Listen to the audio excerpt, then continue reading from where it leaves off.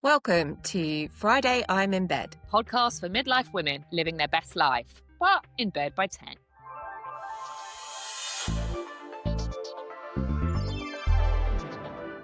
This week on Friday I'm in Bed, we're talking about the Beckham fallout, which everyone's been dissecting all week. But instead of who said what and who's to blame, we're going to ask the bigger question.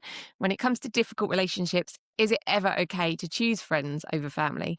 And should you really have to tolerate poor behaviour just because someone's related to you? We're also looking at why, in these situations, women so often seem to end up carrying the blame. We're chatting about fashion too, specifically Lucy and Yak's decision to stop selling their largest and smallest sizes. Is that exclusionary or simply a business decision? And where does fairness sit when it comes to sizing, cost and reality? And finally, we're unpacking the declining population conversation discussed recently on Stephen Bartlett's Diary of a CEO podcast. In particular, men's growing anxiety around the end of the family line. We'll be very clear on where we stand because the idea of society stepping in to solve the issue starts to sound less like policy and more like The Handmaid's Tale. So grab a cuppa and let's get into it. Hi, Gem. How's it going? Hey, Kate. Yeah, good. How's your week been? It's been all right. I've had 2 gigs that I've been to, so that was good. I went to one on Saturday night, which was local, and it was all female-led bands, which was amazing, like really, really good. So yeah, it's had a busy but good week. What about you? So you went to Biffy Clyro as well? Oh yeah, well, I went to Biffy Clyro. I go and see them as much as I can. Do you? I've never been a kind of gigs person. I kind of, every time we do this, I think, what the hell have I done? Like, I'm sure I've done loads, but, like, obviously none of it was important. Today, though, I'm going to go and get my ear pierced. Oh, is that like midlife crisis? Yeah, I was just going to say, I think I might be having a midlife crisis, but I've actually been looking at it for ages, that little one that they call the daith. Yes. So it's like on the top curvy bit of your ear. And I think it looks really pretty when you have like a little pretty ring that like sits just inside your ear. So I got a bit impulsive. Actually, it's not impulsive because I've looked at it for ages. But yeah, I booked myself a piercing appointment this afternoon. So it's my first body piercing since about 1998, I think. So. Oh, I'm quite pain averse as I get older. Like, I want more piercings, but I'm like, ouch, it hurts. I took my daughter, actually. She had her, whatever you call it, the top of her ear done last week, and my son had a second one in his nose. And every time we go, I'm like, oh, I want more. And I'm like, no, it hurts. It takes ages to heal. And I'm just like a bit of a wuss, but I don't know why, because I've had 2 children. I can cope with pain. Yeah, well, I see. I did look at that, but I'm all right with pain. I'm not too bad. So I'm not that worried about that bit. The healing might be a bit of a faff, and I'm also thinking, God, if it takes ages, I just want to put like pretty jewelry in it. Like now, I don't want to have the stupid one with the ball on it. But that's impatience, and I have been looking at this for ages, so I'm quite excited. Like, I'm just going to be like, do you think they'll ID me? They might do. I think the thing that yeah. That surprised me once the kids started getting more piercings and I was going to a piercing shop for the first time is how you can have piercings now with really cool studs, small studs. Like when we were having them done back in the day, you had this massive stud that you were stuck with for 6 weeks. And actually, like Kitty, my daughter, had like this little cute little gem and, you can hardly see it. It was lovely. Whereas we all had to have those massive ones, didn't we? Yeah. See, I had my nose done and they did it with a gun, and I don't think you're supposed to do that. No, you're not. No guns now. Yeah, and then I had like one of those big gold piercing studs that stick out of your ear, just like stuck out of my nose for weeks until it started to heal. So, but yeah, this is what my I'm going through my second teenage years, obviously, where I'm like, do you know what? I'm going to get all the piercings done that my mum wouldn't let me have done.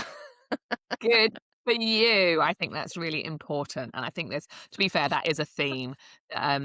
Women doing all the things they wanted to do but didn't, if you know what I mean, and piercings is one of them.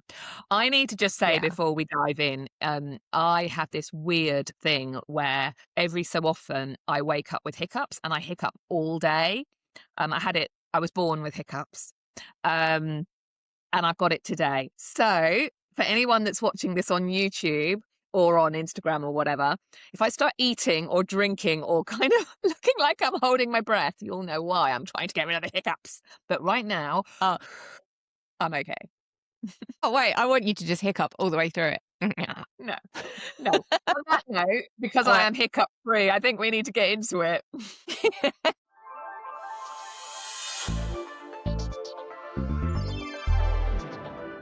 We couldn't have a podcast this week without discussing the story of the week, which is the Beckham family fallout.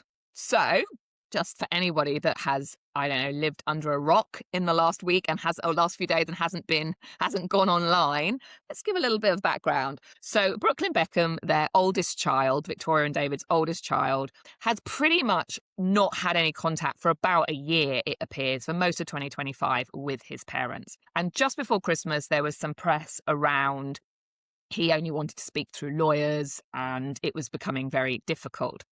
And the press and all the commentary at that time was very much like, oh, Nepo baby, grow up, you're spoiled, you wouldn't be anything without them. And everybody was very team parents. And then on Monday night, Brooklyn wrote a series of stories on Instagram. So he didn't write a book. He didn't make an Instagram post that he could monetize. He did it on stories, which some people are saying is a massive error.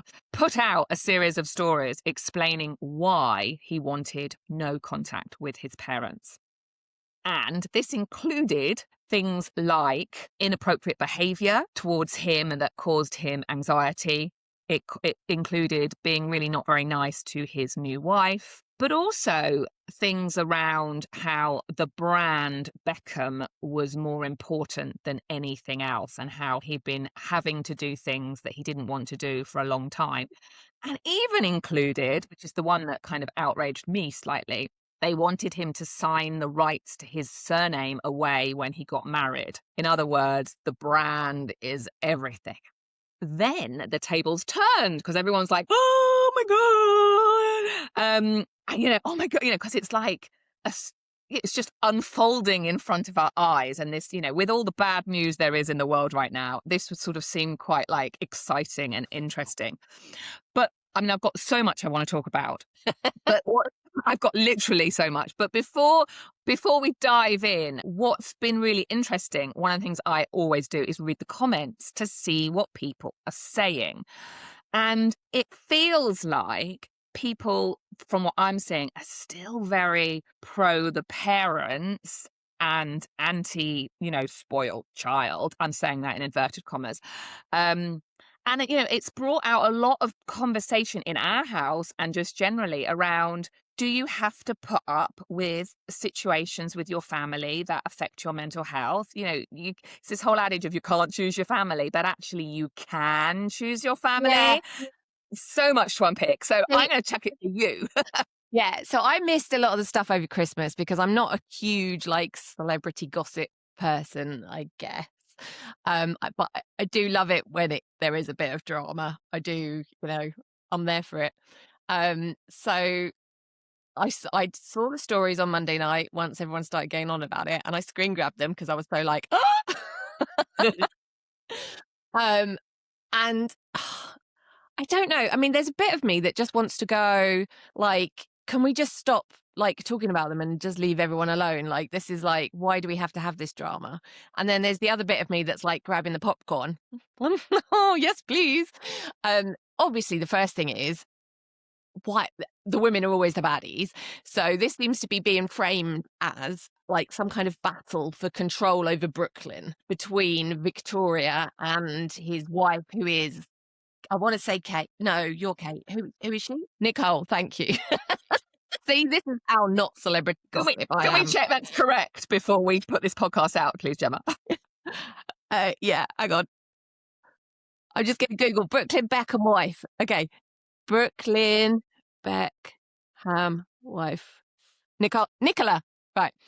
So it's being framed as some kind of battle for control between Nicola and Victoria. And again, why does it always have to be the woman's going to be the baddie somewhere in there?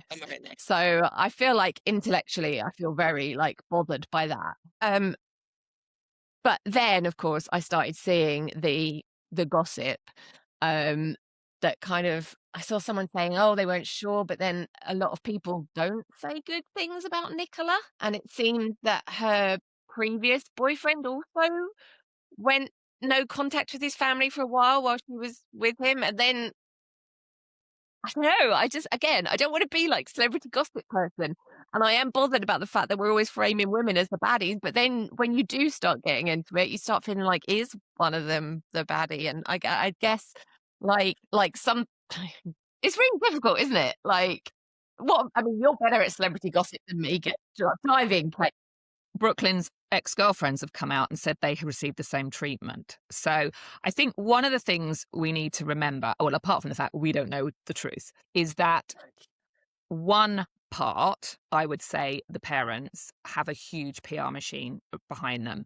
So they're on damage limitation right now. So everything you therefore read or see, it's now really needing to question, is this truth? Is this factual, which we'll never know? Or is it the PR machine? Because one thing we do know is the brand Beckham has been a thing since didn't they have a Beckham perfume really early on? Like really early on, brand Beckham has been a massive machine in motion. I think let's stick with the women being the baddie, first of all, because without a doubt, all of last year, it has been, the press and everything has been around this daughter-in-law taking away the son, a bit like Meghan and Harry, like she became the baddie, like he couldn't have a decision. Yeah, I was going to say that. Exactly. Yeah. So there's that bit, isn't there? But then there is now beginning in this week to be, well, maybe it's the mum. So, but why isn't it the dad? Why isn't it the brother? Why isn't it the Brooklyn himself? There's definitely this narrative about mums. Actually, that's one of the things I wanted to bring up. This concept of boy mum, which is a phrase I absolutely hate. Nobody uses it in the real world except in the media, like Instagram. And so now there's this whole like boy mum won't let boy leave, and won't be happy with any woman that takes her boy away. But she's not like that with her daughter. And I think that's an interesting thing to talk about, because is that actually a thing? Are boys treated differently by their mums? See, like traditionally, I guess, you'd find that the suggestion is that dads are more protective over their daughters. Obviously, I don't think I've heard that kind of boy mums thing. Then I guess, why would I, not being a mum of anyone, boys or not? But yeah, parents are going to be protective over their children, right? And it's whether you kind of trust their decisions or not. Yeah, the women as baddies thing. Like, is it a bad thing to be protective? We don't know either of them personally.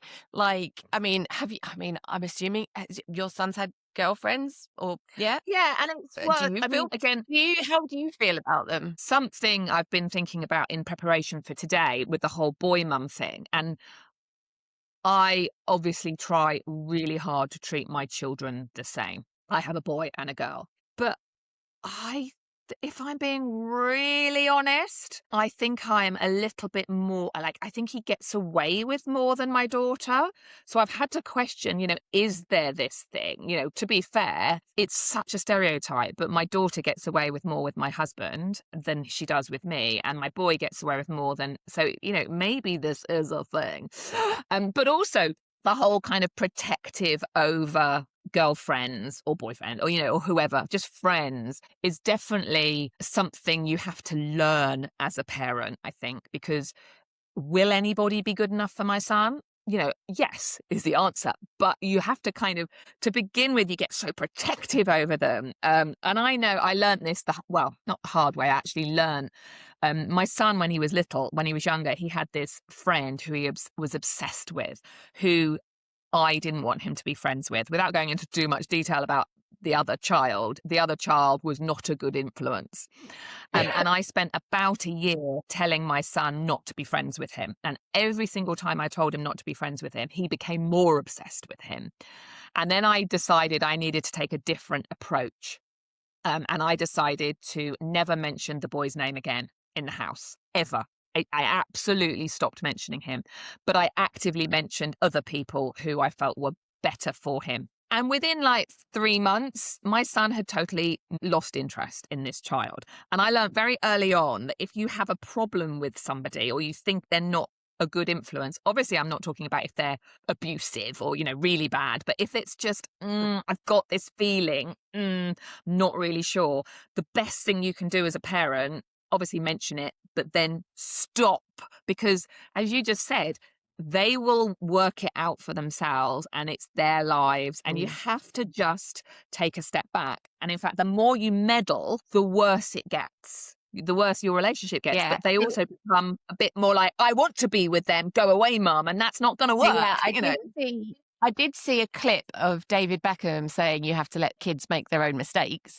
So, I mean, I guess that's a thing. I mean, I would say Yeah, you have to like trust that you've brought them up well enough to spot the baddies eventually, right? Like you do, but I didn't can't. like his comment of, after all of this is blown up, you need to let your children make mistakes, because it's almost like, are you saying he's made a mistake by sharing with the world? Are you saying he's made a mistake? Like, that's not really the way to bring him back. But anyway, No. So, but then there's Well, also, one of the things that I wanted to bring up with this, though, was that because I'd actually brought this up before as a thing that we could talk about. So I feel like it ties into this quite well, was the hashtag no contact thing, because there has been some chat about that recently with this discussion that apparently it's a trend that Gen Z are going no contact with their family, and and Brooklyn Beckham then seems to be like kind of part of that, with this thing of going no contact, like it's a trend. And there's a lot of older people who I'm guessing who are the ones that are being no contacted, saying things like, you'll regret it one day. And I mean, I know plenty of people my age who've gone no contact, but they don't necessarily talk about it publicly. So is it just a thing that more people are aware that it's an option, that just because there's people in your life that you hate that happen to be family, you don't have to put up with it? You could just stop talking to them. I mean, you said to me before that that it's something that you'd done at some point in your life. Like, how do you feel about hashtag no contact? well, first of all, when I was younger, and I don't know if you remember this, there was this story of a girl divorcing her parents. It was a massive story. Must have been in the 80s or something, maybe early 90s. It was probably the first, like, oh, and I think she actually got a legal separation from her parents. I mean, I have no idea who she was, but I remember it, and everybody was outraged because how dare you do that to your parents? And I think whether it's not a trend, people have been falling out with their families since the beginning of time. Let's face it. And we now live in a world where things are more public. So actually, yes, of course, if you're a celebrity, it might be public, but there's lots of people talking about this kind of thing who aren't famous. It's just because we live our lives online now. I am a real believer that you can choose your family. I have experience of this. I have experience of this, without going into too much detail, of deciding that the relationship with that family member is so toxic that I don't need to deal with this. And I actually made that decision way younger than Brooklyn. And needed a whole ton of therapy to get through it, let's face it. But I also know people that I'm close with who have made that decision as an adult, that I don't need to put up with this toxic behavior stroke environment.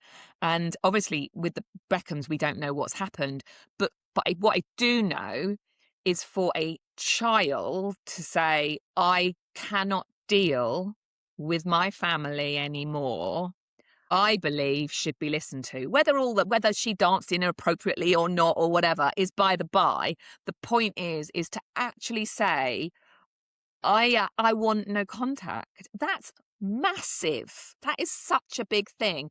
And what I've found in my experience, not just about me, but just in my experience of people that have done that, the parent who has been no contacted is always so bitter and has never reflective. What I keep seeing, and I feel like it's happening here, is the parents going, oh no, we haven't done anything wrong, we haven't done, it's all you, it's all you, or it's all her, or it's like, just be reflective, because for this to happen, there's got to be a reason, because none of us are perfect, and being a parent is bloody hard, and we get it wrong so much.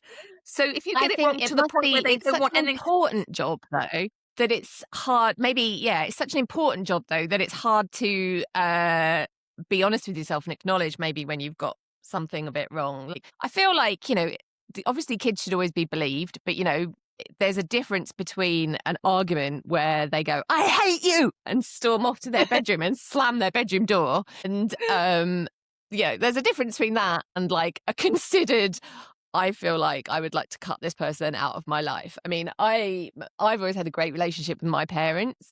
I think that there are within my family other relationships that have maybe been up and down through the years, and some of them I don't know anything about because I didn't deliberately go no contact. I just kind of didn't seek it out once I kind of moved away. So I think I do like is an odd word, but I do like that this is kind of bringing focus onto the fact that just because a relationship is familial and you were born into it, does not mean that you have to put up with behavior that you start to think is problematic for you. Whether it's something, even if it's just that, it's not good for your head, like, yeah, your head's very important. Like, it's good that that's kind of bringing it out. It's also thinking about the strengths of character, because again, Brooklyn's just being painted as someone in the middle with no autonomy. So it's being painted as him making a choice between his wife or his family, rather than it being something that he is making a decision about between both of them. He's not necessarily choosing between his wife and his family. He's choosing himself.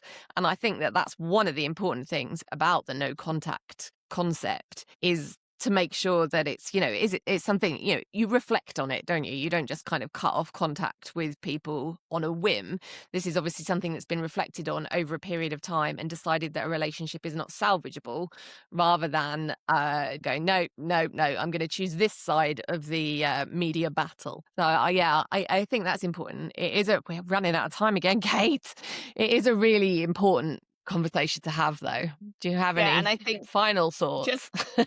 I think my final thought is, well, I've got so many thoughts on this, but just because they're famous doesn't mean it's not real or it's not painful. I think because it's back to this parasocial thing. I mean, I said I had a parasocial relationship with David Beckham, but just because we think we know them, it's like we've written off that they could have done anything wrong. And and there's this, it's back to the Nepo baby thing as well. He should be grateful. Well, I'm sure he is grateful, but can you imagine growing up in this massive machine of a brand when you just want to be a person? He's probably been told what to wear. He has to turn up to certain events. He has to be, and you could say, well, lucky him, but it's like, it's a lot. So yeah, we'll probably, I've got one last thing I want to say, is that I believe that you are a parent forever.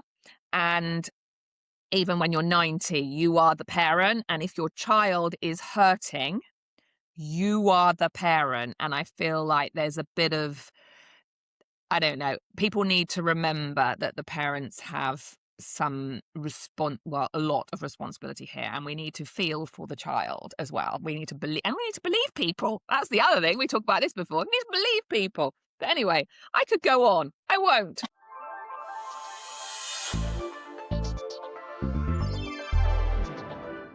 Okay, so if we're done with the Beckhams, I'm just going to lighten the mood a little bit by talking about clothes. So I want to talk about Lucy and Yak, because it's never just clothes, is it? Nothing is ever just clothes. So Lucy and Yak, if you're not familiar with the brand, you've probably seen people walking around in their dungarees.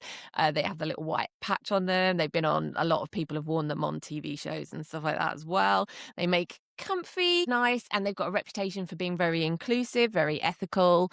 And their sizing range ran from like size 4 up to size 32, and they also have like a petite range and a tall range. But recently they've just launched an update, and from their spring summer collection this year, they are removing some of the sizes from the range.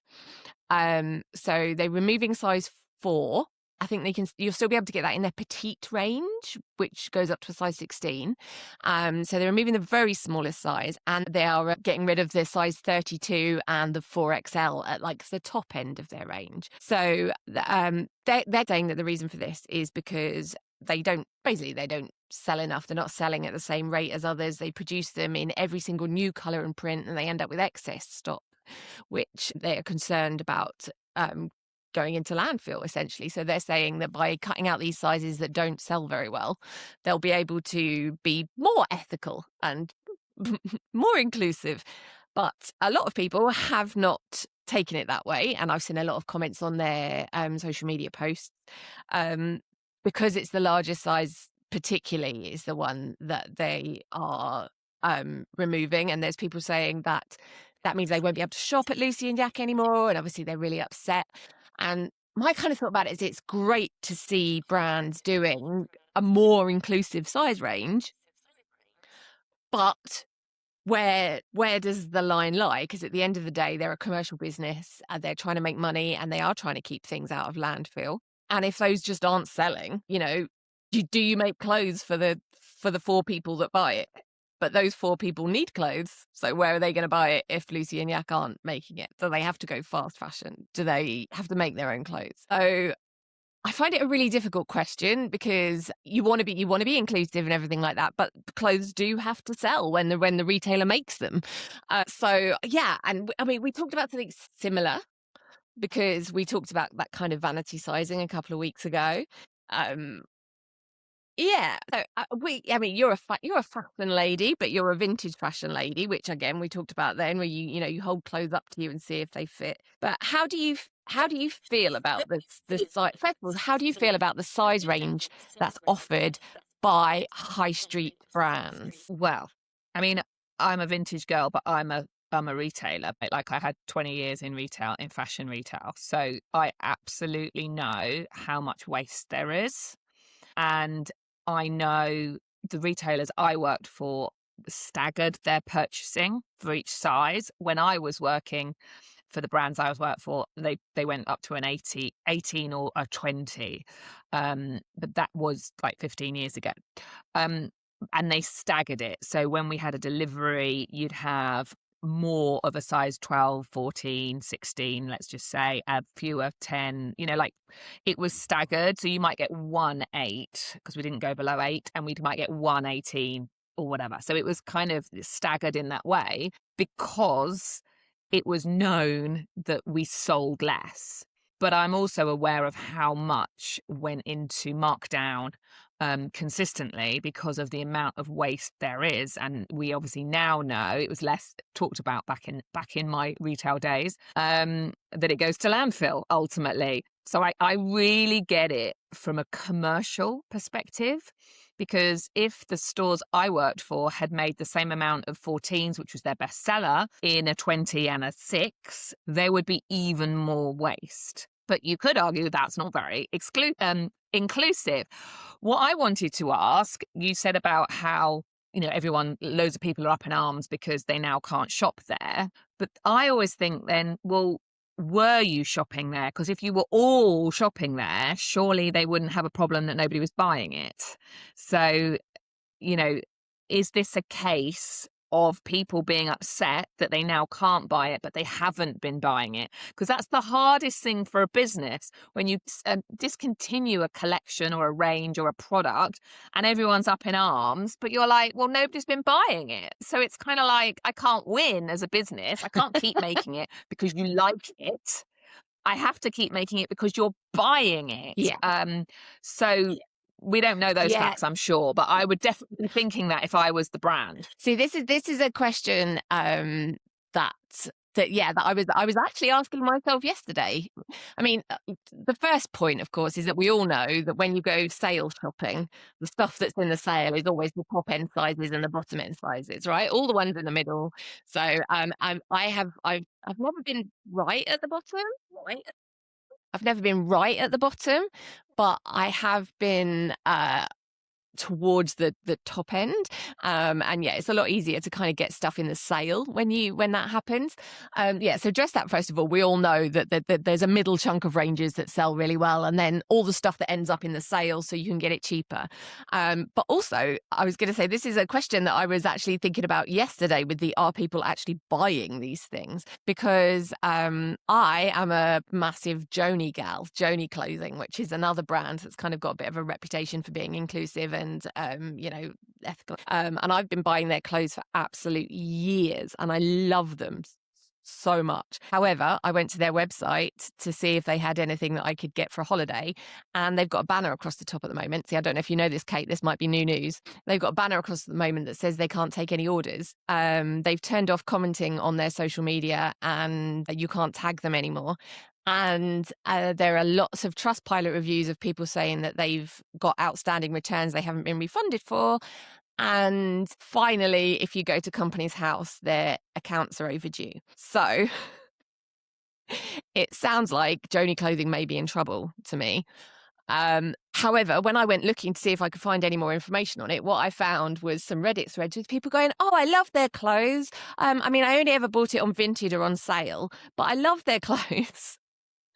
So, of course, if people aren't buying, going back to the Hope Macaulay conversation last week, if people aren't buying stuff at full price, which is presumably the price they have to sell it at to make a profit, keep the business afloat, and actually make money on it, then if people aren't buying it at that price and they're all waiting for it to go on sale or for someone else to buy it and sell it secondhand on Vinted, then the company's not going to continue to be viable. So at the end of the day, they're going to go out of business, even if you love them.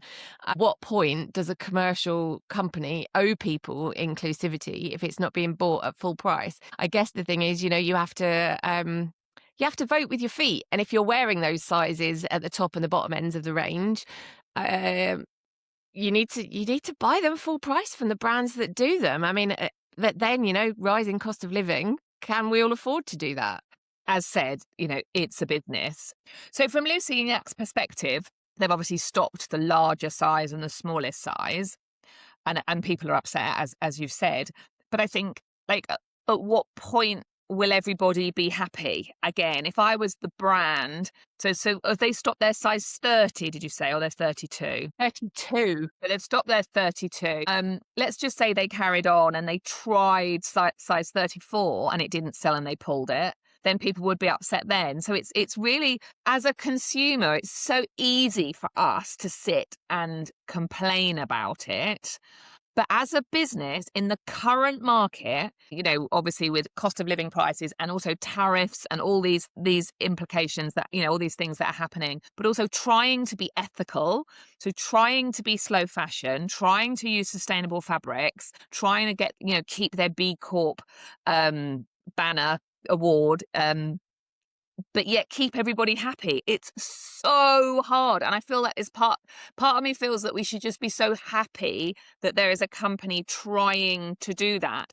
And if cutting a size means they survive, then that, good. I shared a reel a couple of weeks ago of all the high street shops that we used to have. It's done really well because everybody is like, oh my God, what did we do wrong?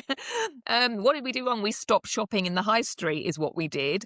We started going online and we started going to retail parks and, but this is like, with this Lucy and Yak, or with Joni, if it is the case, if it goes, we'll all be so upset. But if we weren't shopping it, then you can't blame them. They have to make commercial decisions, don't they, to stay alive? Yeah. And I think that, again, I'm going back to that resolution. The resolution is that the world is an entirely different place. We're in such a difficult market at the moment. The world is so difficult for anyone to have ethics at all. You have to kind of pick and choose them at the end of the day, because there is just no space for it. This is why the world is owned by the billionaire corporations that can make the decision to make a loss on something so that they can make a profit on other things. And if there are small businesses that you really love, if you do have the spare cash to spend with them, then spend it full price. Don't wait for them to put everything on sale, because the reason they're putting things on sale is because they're struggling to make a profit out of it. And I think it's really difficult to remember as a consumer if you know that something's ultimately going to go on sale. But the more sales that a brand, specifically a small brand, starts to have, I always think kind of maybe the more you should worry a little bit that you're going to lose them. And it's difficult to look past that, wanting to get something cheap or is is natural, right? We don't want to spend more on stuff than we have to. But if we want these brands Well, to exist, maybe we need to kind of suck it up when we can. it would be really interesting to know how many they were making of that size. Because back to what I was saying about my time in retail, could they have just made fewer or made them to order? Because again, we've talked about this when we've talked about clothes before, made to measure or making your own clothes or having somebody else make your clothes, or even just slowing the amount you make as a brand, and those larger sizes were made to order, that would be amazing. But again, that would put the cost up because you wouldn't be getting it made, it would be individually made. So yeah, again, that would mean it was more expensive for the consumer, and then nobody would be happy with that either. Yeah. Yeah. See, Lucy and Yak's statement said that they were already making a very limited selection of them, and then they were still having them left at the end of the season. Right. So, yeah, I mean, that definitely suggests that the market actually isn't there. Obviously, there is a market. Human beings exist in the size 4 and they exist in a size 32. But obviously, it's a very specific market as well, isn't it? It's not only existing in that size, it's being a person who wants to buy Lucy and Yak clothing, and it's being a person who wants to buy Lucy and Yak clothing in that specific print that they've released. So you will find that then that market just shrinks and shrinks and shrinks and shrinks and shrinks until it just isn't commercially viable. And at some point, you have to accept that if you are in that kind of minority as a consumer, that maybe the choice isn't going to be available to you. I'm very supportive of there being an inclusive range of sizes available to everybody who needs it, but I also, I'm very aware of like the commercial pressures on companies. So it is difficult. Clothes sizing is always an emotive topic, I think, and it's really difficult to talk about without kind of feeling like you're picking on someone or excluding someone, but it's not intended at people. It's a commercial decision, I think. But shoes is similar. So women's shoes go up to a size 8. Always find them in the sale. I am currently a size 8 since my foot surgery. I don't know how long I'm going to be a size 8 on one of my feet. And even a size 8 is tight. I'm struggling with, but I can't buy a size 9 woman's shoe. By that I mean one that is marketed at women. Obviously, I can go and buy men's trainers, but I can't. I can't buy a fashion shoe that I want, maybe, or whatever. Not saying that trainers aren't fashionable, but you know what I mean. One that's really marketed at women's fashion, going out. I can't find that. But then I also know that there's not very many. You want of the drag us. queen shops for that? I know, but I don't want those shoes either, Gemma. So what am I doing? I'm shopping on Vinted. That's what I'm doing. So the trainers I've got on right now are men's New Balance trainers, bought secondhand because I can't get what I want in the shop. And yeah, so yeah, again, I've had friends who've had that issues with shoe sizing as well. It's like, that's not like completely out of the range. And I think sometimes shoe sizing takes some of the emotion like out of it a little bit. If you discuss it as shoe sizing and you think about it like that rather than clothes sizing, because we start to remove the element of body shaming and things like that from it then, I think, because most people will accept that their feet just are what their feet are, like that's they can't really change that much unless they're going to have foot surgery. Kate just disappeared and I am here on my own now. Yeah. We were winding that one up anyway. So yeah, when you start to think about it as shoe sizing, it feels a little less emotive, maybe, I would say. So, and then we can start to accept that there aren't so many people buying that size, but that it is an issue for people who do need that size. And maybe we start to talk about, well, does every store have to be for everybody?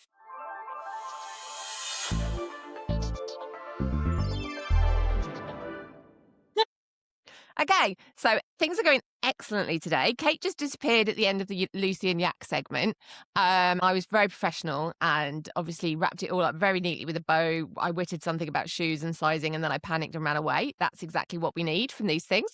And then I found Kate again. She came back, which is good. We record this remotely because we live in different places. She came back, and then we did a whole thing starting the next segment, and I hadn't hit record, so it's going really well today. So we'll start talking about it again. I think Kate's refined her views on the topic in the last 5 minutes that we weren't even recording. So welcome back, Kate. Hello, Gemma. Interestingly, I haven't hiccuped yet, so this is something's going well. So, right. Okay. Take So that bit's two. going all right. So it's just the Wi-Fi to deal with. Right. What are we going to talk about now? We're done with Lucy and Yak. We are going to talk about the Diary of a CEO podcast, Stephen Bartlett, and a clip that has gone viral in the last week or two. And I want to talk about it because it's very, very interesting. So he is having a conversation with a guest about how people are having fewer children, which we know is a fact.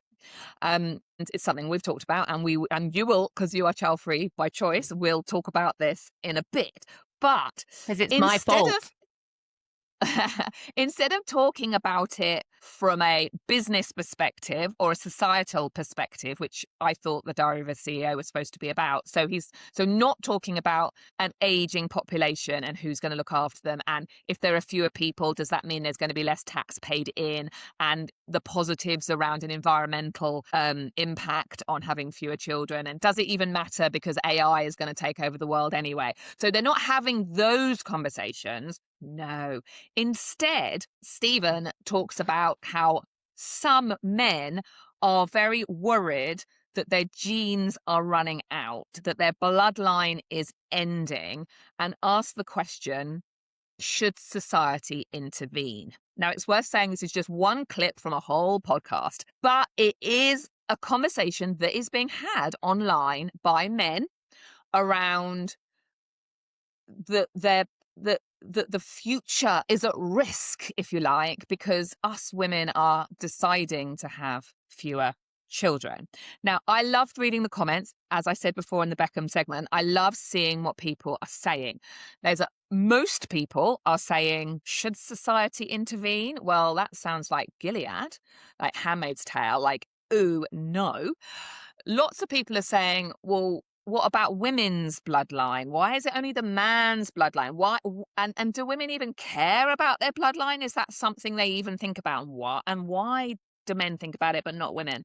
But also there's lots of people talking about natural selection and talking about, I don't know, survival of the fittest, or however you want to call it, as in not everybody has a child. Like, that is a fact. And it could be because you decide to, it could be because you don't want to, but it also could just be because you never find a partner and you never procreate. You know, you never have a bloodline going on. So there's loads to talk about. But it slightly riled me up, I have to say. So have you seen the clip, Gem? Some of it. I am aware of the conversation. Consider me riled. So, yeah, I mean, I'm going to start with the obvious, which, should society intervene? No. And we're done. The end. See you next week. So I think that there's this should society intervene because men's bloodlines are dying out, seems like a real kind of, I mean, definitely no. I mean, I feel like that's rage bait, to be honest. Like, it's got everyone talking about it. So fantastic. Like, and it ties into this thing where we're talking about the men's loneliness epidemic. And again, it's kind of always framed as, oh, these nasty women that don't want to partner off with men, and we need to rescue them. Whereas I think the question we should be asking is why? What kind of partners do men need to be to have women actually want to spend time with them? The fact that as women are feeling like they have more choice in their lives, that they're choosing not to just like hook up with the first man who gives them some support is a great thing. And if men are then finding that they're not finding the partners that they want, maybe we need to ask the question, what's wrong with them, rather than what's wrong with women. Regards to bloodlines, like, this isn't Game of Thrones. Like, bloodlines, like, who cares really? The gene pool is what it is. I mean, I don't necessarily like going into like the survival of the fittest, because uh, I've made a choice not to have children for most of my life. Like, we discussed all this before, but that's not a survival of the fittest. If my bloodline then dies out at the end of it, it's just like, I mean, just Okay. like, who really cares? We're not fish. We're not. I don't know. Name some other animals that we're not. But we are human beings, and if we die out because everybody chooses not to have children, then, do you know what? So be it. Maybe, yeah, there are too many people on the planet in the first place, and maybe declining birth rates aren't something we should be worried about. The And whole breathe. is interesting. Well, it's so interesting. The bloodline thing, I think, is quite fascinating. I had a little convo with my husband about this, and I said, I feel like the only people that ever talk about bloodline is men. So where does this come from? Like, were you brought up, that you had to pass on the family line? Because why is this a male thing? Because if I choose to not have a child and I'm an only child, I have stopped the bloodline. But it's never entered my head, but I don't feel like anybody's ever said it to me. It's like, it's very much the man's seed equals bloodline, but the woman's egg doesn't. It's kind of like that, but It's which is, and I'm patriarchy. trying to get. That's what it is, Kate. It's patriarchy. No, I It's as simple as know, that, because but I was, we take men's surnames, and they're not talking about bloodlines, they're yeah, talking yeah, about yeah. names. But I was wondering where, I know of course it's patriarchy, but like, was he, as a Gen X man, told that? Are we still telling that to our sons? So I'm Gen X, Adam is Gen X. He definitely will have been brought up to, he has to pass on the family line. Interestingly, was his sister ever told that? Probably not. But that's of a generation, isn't it? I mean, that's boomer generation Yeah. saying that to Gen X generation. So if young men now, or boys, young, 20 somethings or whatever, are being told that, that's like, we're carrying on with this narrative. Like, it has to stop. And I think the worry around the Diary of a CEO thing is how much influence he has. He has such a huge amount of influence. And it's worrying that people with huge influence imply, even in one clip or one conversation, but there have been other conversations that have been questionable, so it's not just this one, is kind of implying that, well, just reiterating the whole, men deserve a woman. It's basically what they're saying. I think My husband couldn't answer the question, really. we seem to kind of be going through a little bit of a rollback of rights in a lot of areas at the moment. I mean, I'm sure that we can all agree that. My hope is that this is a historical thing. We go through kind of eras that rights move on quite a lot, and then you'll go through a bit where they're rolled back and eroded by the kind of power again, but they're rolled back a little bit each time, less each time they get rolled back. So this is how maybe we end up with more rights, more autonomy, more equality. My hope is, from a historical perspective, that in kind of 20, 30 years' time, they're looking back on this time and going, well, like, it was like revolutionary, and now how ridiculous it is because everybody's equal. Wouldn't that be nice? Oh my God, I'm so idealistic.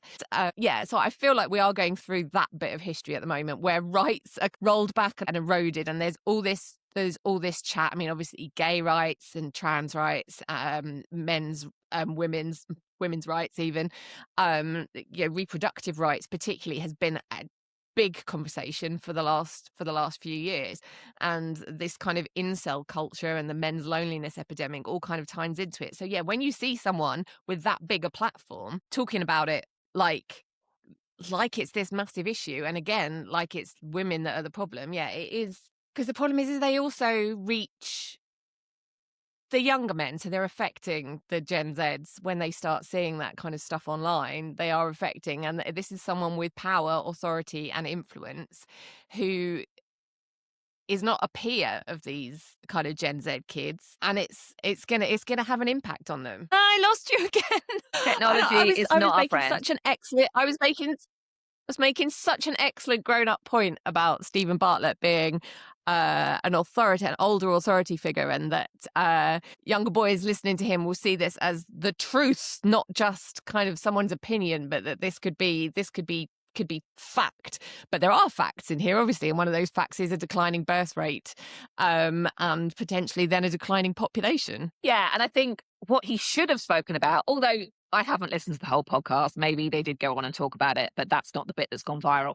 But what I would, to bring it back to the real potential issue, maybe, is what impact do you think a declining birth rate is going to have on us and our society? Do you foresee there being an issue? Or, as some people have said, well, with AI, there's not going to be an issue because AI is going to do everything for us anyway. One of the issues, I mean, that we're already facing is an aging population, isn't it? Mm, That yeah. we see as, more and more people are older, there's fewer and fewer younger people to maybe look after them and to, do the actual work once people are aging and getting into a position where they're not necessarily, capable of building houses or whatever it is that we want people to do. I'm not sure, but that is one of that is one of the issues. Is an aging population does cause a problem societally if we're going to look at it from that just purely practical angle, I suppose. Otherwise, I mean, there are a lot of people in the world, and we don't necessarily need this many people. We can also agree that there's got to be like a positive impact, surely, on these things. In that, we live in a world of finite resources, and in a world of finite resources, you can't keep having a growing population because there isn't room. So unless we're all going to go and live on Mars, that was like the only planet I could think of there, then maybe it's not necessarily a negative thing. I tend to feel like people put too much panic into all this stuff, like it's a problem that we have to solve, when really it's just like the way people We're are living their evolving. lives, and so maybe we just have to just suck it up and deal with it. Yeah, and there might be some pain to begin with. So, for example, as you said, there's an aging population. So when they stop working, they'll stop contributing. From a tax perspective, obviously, older people do pay tax. Obviously, they pay tax on their pensions. I know all that, but there will be fewer people paying in to the society from a tax perspective. But eventually, one would presume that's going to even out a little bit, because we know millennials have had fewer children, and Gen Zs are deciding not to have children. So, one would presume eventually it's going to balance itself out. But I agree around, we do tend to panic about things, and we've evolved over centuries where people used to die young, for example, that and now they don't. The industrial revolution, we're in a different revolution now. We're in the AI revolution, probably beyond digital AI revolution, and our behaviors are changing. So we're now coming into the next phase, and as you said, do we all need to panic, or do we just need to adapt and reconsider? For example, if there are fewer people, NHS will need less money. I mean, obviously not tomorrow, but in the future, things will evolve, things will change, and we do tend to panic, don't we? Yeah, I mean, I think it's natural for people to like the status quo. I like the Mm. status quo. I don't want things to change all the time. It's very stressful. But I think when you start to talk about like the big issues, like something like this, I think at the end of the day, they're big issues, but they're individual people's choices. And, I don't Mm. think personally, I don't have the brain space to be worrying about the human race dying out because women are choosing not to have children, when it's hard enough to decide what to have for dinner tonight, right? So I think sometimes maybe we should all just chill out, focus on our own lives, and stop worrying about the end of the world. Agree. And yes, the end of the And world. also, Mm. Stephen Bartlett can shut up. Well, again, maybe we need to stop listening to It's the doom mongerers as well, isn't it? And yeah, there's a lot of those. It is disturbing about a lot of things, watching some of this stuff become more mainstream. Um, I mean, yeah, we can talk about it as a societal issue, and maybe, there is a societal issue there but it does all come down to individual choices. And a lot of this discussion about the death of male bloodlines and things like that is all very kind of incel culture, which was something that for a long time was online, hidden away in chat rooms that no one really knew where they were. And it was not a mainstream thing. And we all thought they were just kind of weirdos. But when you see people with a big platform, I mean, Stephen Bartlett's a dragon, right? Start parroting the same lines that you would hear on these kind of incel forums. It is worrying, and it's becoming a lot more mainstream. And yeah, it can be really scary. Yeah. And you said, I think at the beginning around where he's had a lot of publicity and had a lot of views and things like that. But I think he's lost a lot as well, because he's even got there's another one doing the rounds where he's interviewed a woman. He doesn't interview women very often. And she's saying there's no such thing as burnout. You're just not, like it's impossible. And says things like, if you want to succeed, don't look after your parents and don't look after your children. And it's it's a bit clickbaity, as you said, but also I feel we're in a world where people want to cause controversy and invite guests onto a podcast that are going to say really, divisive things. And we need to stop. I mean, it would be great if we could stop being divisive, but we need to stop enabling it by creating the division in what we put out as well. And I think he has a responsibility, as with a big platform, to not do that. But it seems that clicks and views and brand is more important. And I think that's a real shame. But that's life as well. Well, because I want to finish off with a little bit of positive news. I agree with you absolutely there.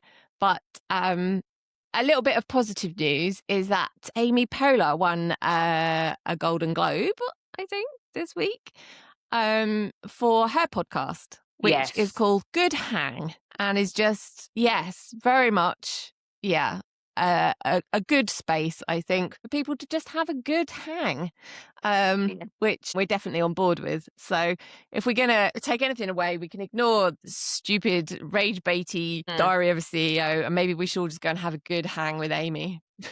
Or us. Thank you for joining us for another roundup of midlife chat, hot takes, and occasional moaning. Well, quite a bit of moaning. Make sure you hit subscribe so your podcast app gently nudges you every Friday, because honestly, who remembers anything without a reminder these days? And also, we like people liking us because we're very needy. And if you fancy being extra lovely, leave us a rating or a review. It helps more brilliant women like you find us. Have a great weekend, everyone, and make sure you find time for yourself. You deserve it.